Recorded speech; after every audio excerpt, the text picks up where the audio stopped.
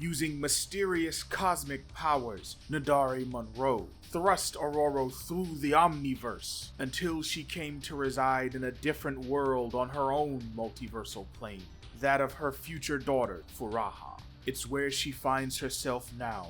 Physically, she is unconscious and under immense enemy fire, but spiritually, she consults the aid of an ageless being. And after witnessing the mysterious forbidden dance of the Igun Gun, she is finally allowed to commune with the Ancient One.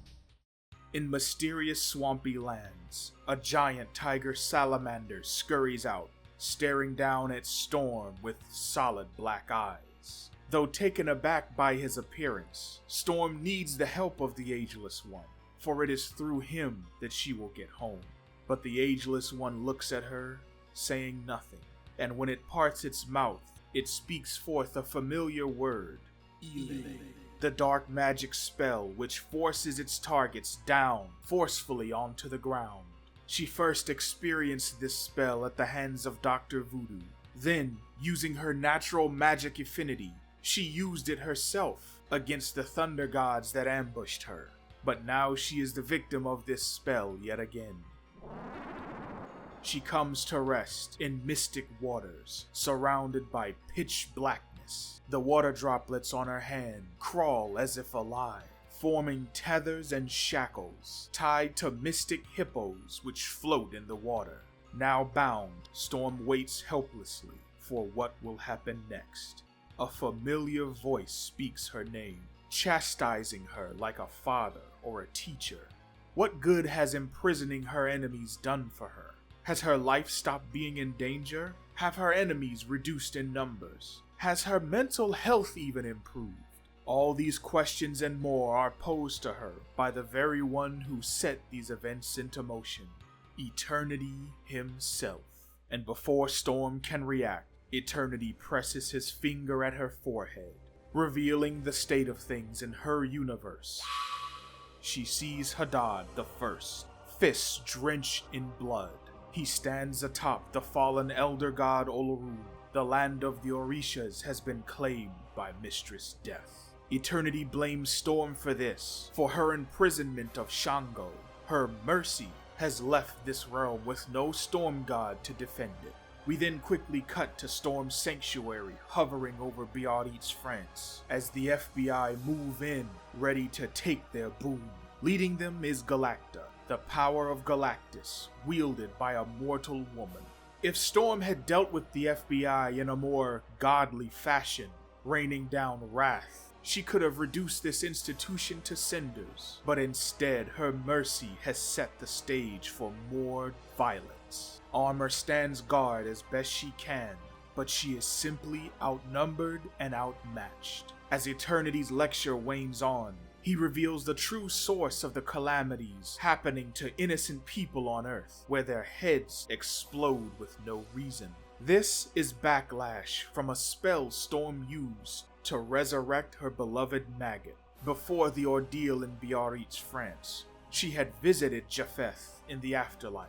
She told him then how tired she was of losing loved ones, and that bringing him back to life was worth waging war against every realm in existence. With the help of Daniel Drum, she sought to do just that, using forbidden dark magic.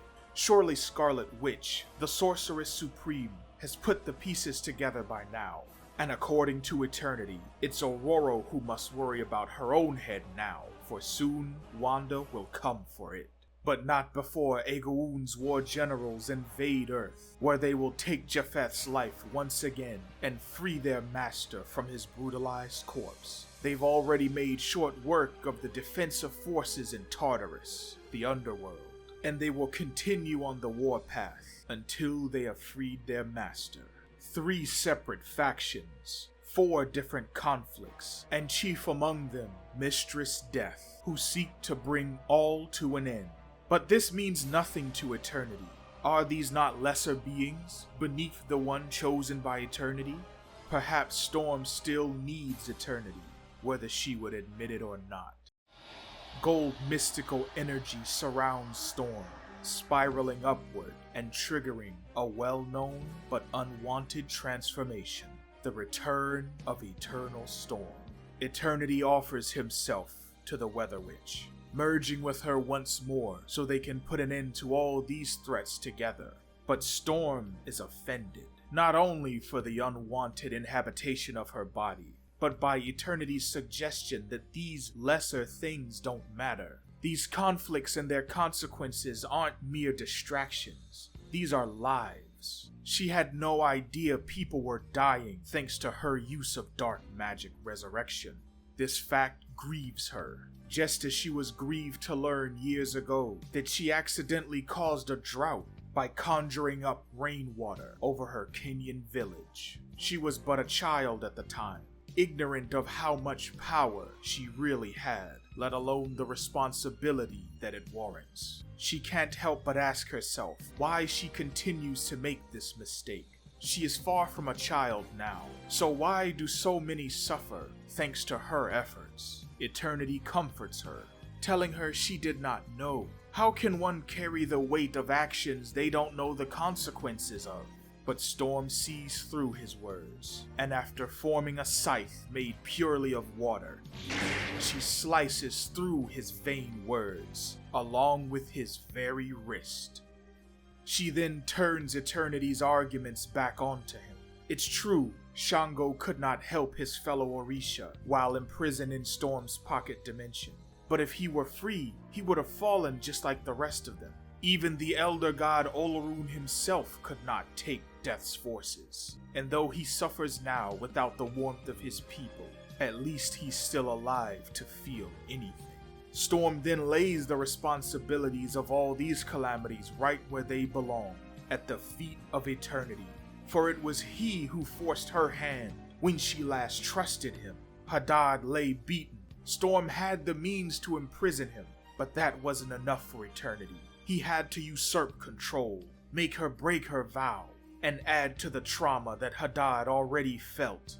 In an act of false humility, Eternity apologizes. But Storm is used to his vain, empty words. He gave his word that he would only use her powers with her own will in charge, and he went back on that in a matter of seconds. So why should she believe this apology now? And yet, Storm's better nature causes her to relent. Her scythe dissipates, and she kneels. Perhaps she will not take the entity's life, but that does not mean they are on good terms. She knows the Orishas are a mighty pantheon, and in truth, their defeat came only at the hands of one, Hadad himself. He wouldn't have been among the army of the dead if Eternity hadn't killed him. But kill him, Eternal Storm did. Now he has risen as a wraith, alongside Dr. Voodoo, Galactus, Dr. Strange, and the undead X-Men, along with Null and Gore the God Butcher, raining down death, all the way to Ororo, where even Apocalypse stands, knowing how powerless he is against these foes. The truth-telling continues as Ororo sits, legs crossed, for the FBI only came after Storm, seeking the power source in her sanctuary. Eternity's son, Abraxas, had been stored there for later use, and had the FBI not sought Ororo, they wouldn't have slain Japheth, meaning Ororo never would have turned to dark magic to bring him back.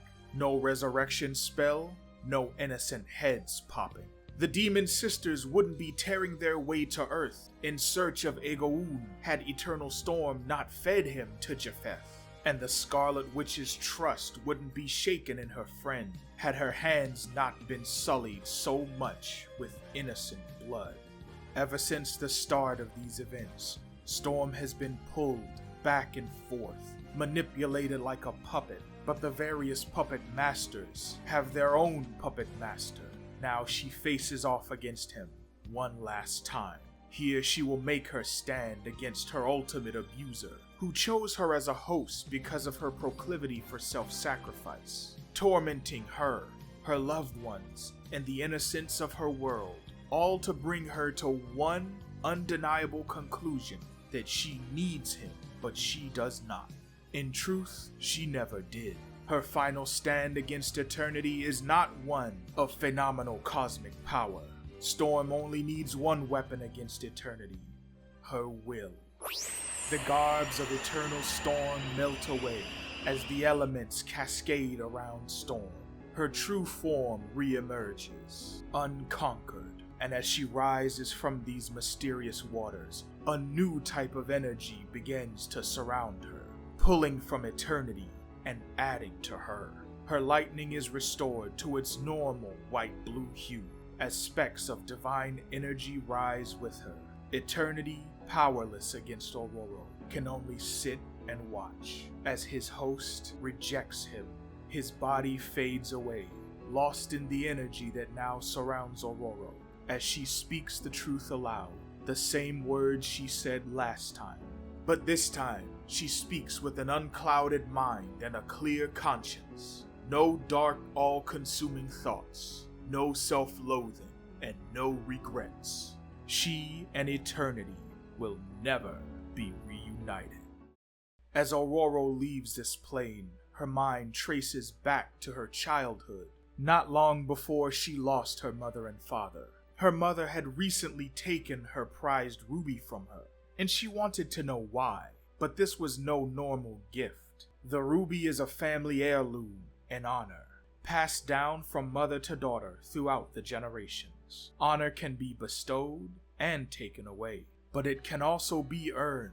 Young Ororo wondered how she can get her honor back if other children constantly make fun of her, her hair, her eyes, even the language she speaks. How can she earn her honor back if everyone around her acts without honor?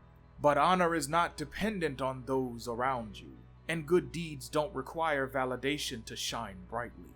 This is the lesson Nadare has passed down to her beloved daughter, who in the present has finally awakened. Storm flies forward on her own power, exiting Sua's bubble. The mutant recognizes her as Mrs. Furaha's mom. Suspended in the sky, she aids the mutant freedom fighters on the ground, sending bolt after bolt of lightning down upon the futuristic sentinels, reducing their bodies to little more than charred metal. And as lightning courses from her body, she begins a familiar transformation, descending in an ashen black state, with curved horns protruding from her white flowing mane. But as she lands, the transformation is not complete. The ash blows away, revealing the outfit that was foretold by the black vortex. But unlike the demon red skin she wore last time she took this form, her skin is its normal hue. 4 giant hands manifest at her back, as specks of divine energy flutter from her hair and surround her. Storm's full goddess form is beheld at last. Furaha only sees her mother. She even invites her to get some beef patties in celebration, but Storm declines, for time is of the essence. Furaha's very familiar with this, for every year on her birthday, Storm visits her, a storm out of time. She lost her own storm years ago. Storm's future, Furaha's past. So she gives her mother the tool she needs to return home, the ruby. And this ruby is no mere trinket. Housed within it are mystical powers that allow for interdimensional travel. While rarely used in this capacity, Storm has not forgotten what it can do. The same precious ruby that she coveted as a child, wondering why her mother had to take it from her, and the same ruby that she gifted to Dr. Day, has finally returned to her. And as Furaha echoes the same words that Nadare said to Storm so many years ago, things come full circle. Storm knows this is not the last she'll see of Furaha, and she vows to return the ruby when she's done with it. Hopefully by then, all the fighting will have ceased, allowing them to feast together with full hearts. But for now, Storm has only one place to be. The ruby hovers in place as Storm speaks with her majestic voice, the destination that she desires. Storm is going home. Back in her own Earth, the demons have fallen. Bogi and her aspirations are no more, and Iwin barely clings to life herself, leaving Akujin to fight alone. And while Mistress Death's forces mount on Arako, soon they will understand what Galacta is getting first-hand knowledge of now. What the FBI agents Fabii and Etienne learned. What the ambushing Thunder Gods learned. What Hadad learned. And yes, even what Eternity learned the hard way. No matter how great the threat, one way or another, Storm wins.